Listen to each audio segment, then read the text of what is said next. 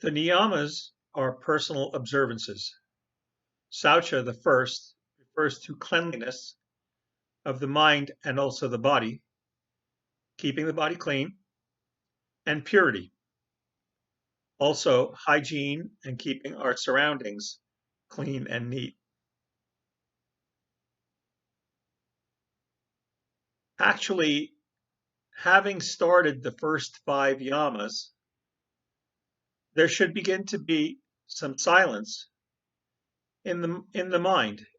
Thoughts drift away from past people, places, and things, and into something.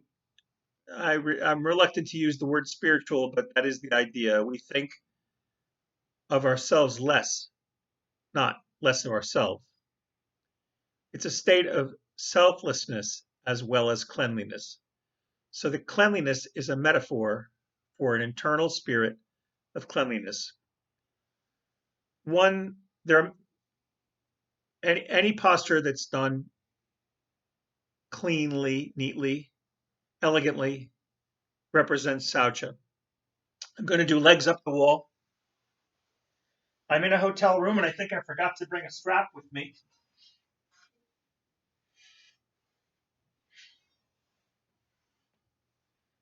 To get legs up the wall, sit with the wall to one hip, drop back, and the legs will come up. I usually walk myself in, but at least I'm close.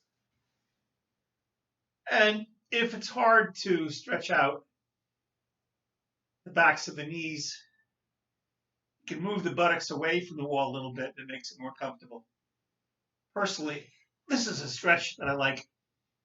It's mostly passive, but it takes a little bit of effort to maintain the integrity of the pose. That's why the strap is good. The strap can be wrapped around the ankles, pulled a little bit snug. It keeps the ankles together, and that allows the legs to stay up straight. Now, supposedly, this drains the fluids out of the legs. That's probably a bit of a misunderstanding.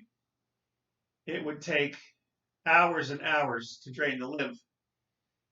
And as far as the venous backflow, some people say that helps the heart rest. It's actually exactly the opposite. The time when, physiologically speaking, the time when legs up is best is when the blood pressure drops too low. You need to bring the blood back into the central circulation to raise the pressure. That's a conversation for some other time. In the meanwhile, I've had a meditation practice for a while and yoga practice for more than a few years.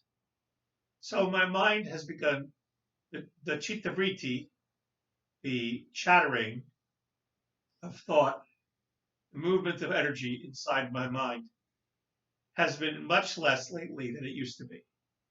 It seems to continue to improve with practice all the time. In fact, it occurred to me in a different rubric.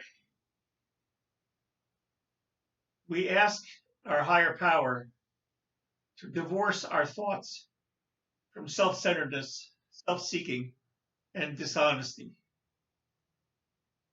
I think a person who asks that sincerely and is willing to work on it will find that his mind is much quieter in a very short time.